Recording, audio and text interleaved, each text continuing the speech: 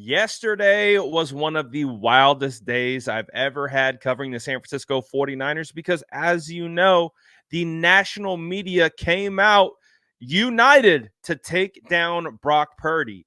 And it was hot take after hot take, discredit, jab. Oh, it was insane. So basically, all we did yesterday was counteract and react to all these ridiculous narratives that are being pushed by the casuals who barely watch Brock Purdy and just look at him as an easy target and understand that he's an engagement machine. And so they got the wheels spinning. But what is absolutely phenomenal today, after we have woken up and we've kind of went through all day yesterday, the tides have turned a little bit. The Brock Purdy has a lot of supporters, and a lot of those supporters come out of the San Francisco 49er faithful, but there's also other people who are outside this fan base that have no ties to Brock, no ties to the 49ers, who also think everyone is absolutely insane. Pat McAfee today on his show came out and had something to say about all the Brock Purdy slander, and he's had enough. He gives a great kind of monologue on this whole situation. He has stats. Just take a listen to what Pat McAfee has to say, and then we're going to react to it on the other side. Yesterday, there were some things being said. And it's not just yesterday. I guess it's any time this particular player potentially doesn't play the perfect football game. It's not only on the internet, but it's also in real life. I'm done with the Brock Purdy slander. This dude's in his second year. In the NFL, out of Iowa State. He was playing against Washington State just a couple years ago. Oh, yeah. Now he's in his second year in the NFL, back-to-back NFC championships. Last pick of the draft, we all understand that. This guy was handed absolutely nothing through this entire process. And now it's like, well, we got to come out and kill this guy because he didn't have a perfect game in divisional round against Green Bay Packers. Well, I just want to remind everybody, here's some interesting stats from Hembo on Brock Purdy about this season, okay? Not just this season, Brock Purdy era with the San Francisco 49ers. Including the playoffs, the 49ers are 20-5 and average 29.2 points per game with Brock Purdy as their starter. Is that good? Yeah. I think so. Yeah. That's top 5 in the league. 29.2 in points per game. They're 17-3 and average 30.1 points per game when Debo and Trent Williams both play. One of those losses came in the NFC title, by the way, whenever he was knocked out in the first quarter or whatever. During the regular season, this one, he led the NFL. This is Brock Purdy. Basic ass, bomb ass, system quarterback, check down ass Brock Purdy, okay?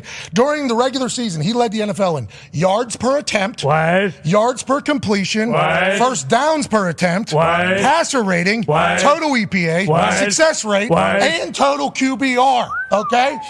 Check down, bad, terrible ass, basic ass Brock Purdy led the NFL in all those things. By QBR, okay, quarterback rating or ranking, whatever the hell they call it. Sure. He was the top 5 player at quarterback in these categories this season. Versus man, when blitzed, when not blitzed, when pressured, when not pressured, in the pocket, in the red zone, in the fourth quarter, and on third down. Okay, so everything that matters, okay?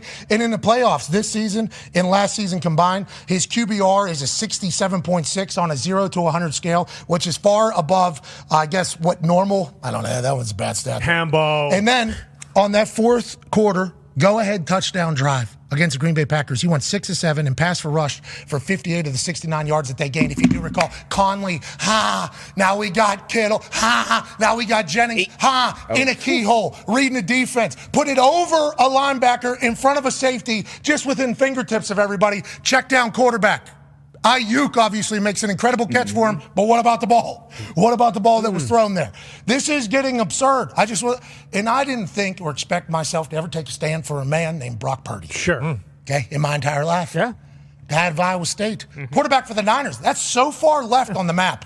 I would never pay attention to that. The 1 seed. That's so far over there. No, I'm tired of it. This guy's in his second year. He's only going to get better. And now there's a story coming out that Kyle Shanahan told him he was the guy unless they could get Tom Brady out of retirement or whatever, and to which he was both pumped and bummed because he's a competitor. But he was also, once again, the last pick in the draft. He's not expecting anything. He was hoping to make the team. That's all he wanted to be on, was the practice squad. And now in his second year, back-to-back NFC championships and leading the league and everything. Darius, I'm sick of it. I can't take it anymore. I don't understand. I love Pat, to be honest with you. Pat obviously has ascended to where he is for a reason. He's real. He's played ball. He's he's totally a locker room guy. Like he's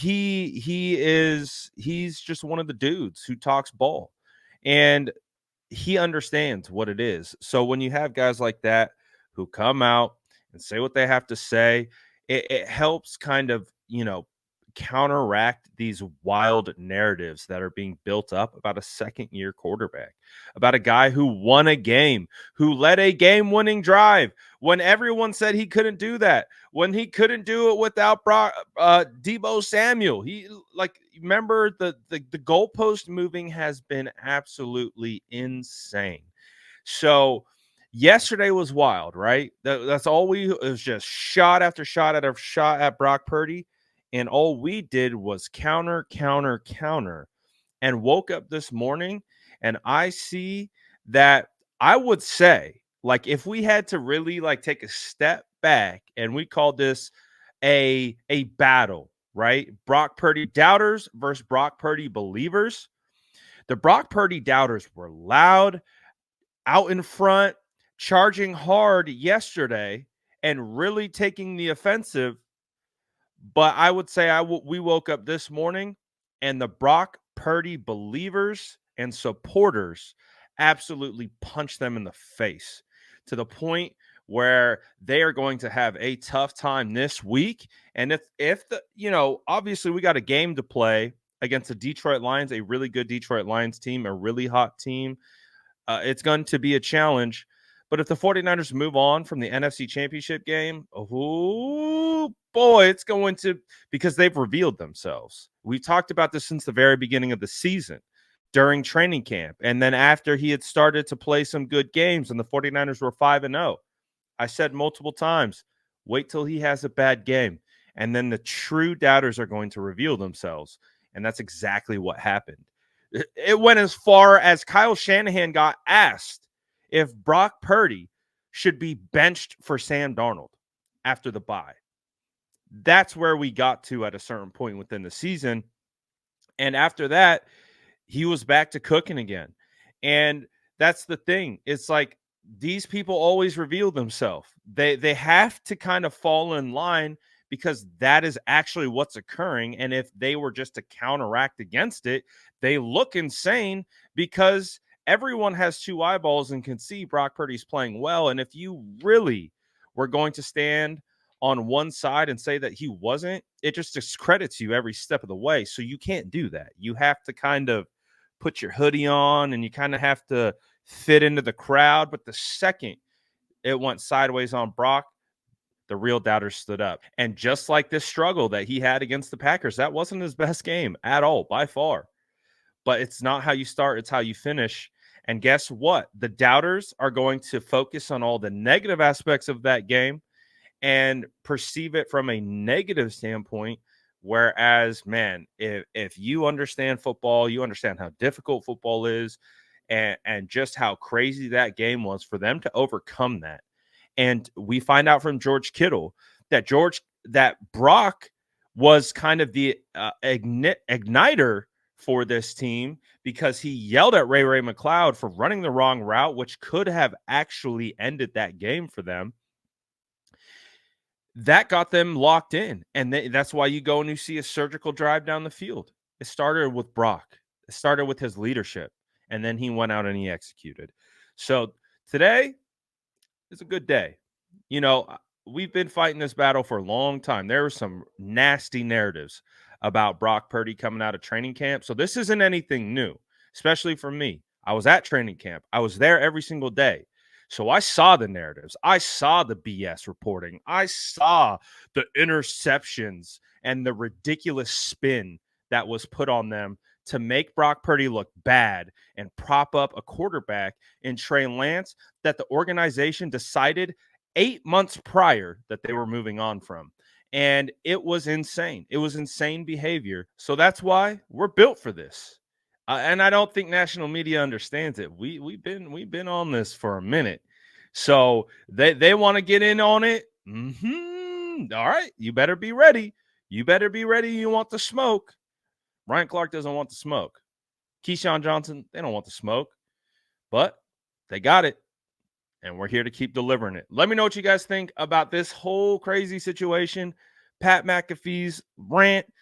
All of it. Let me know about all of it in the comments below. And as always, make sure to like and subscribe for more updates.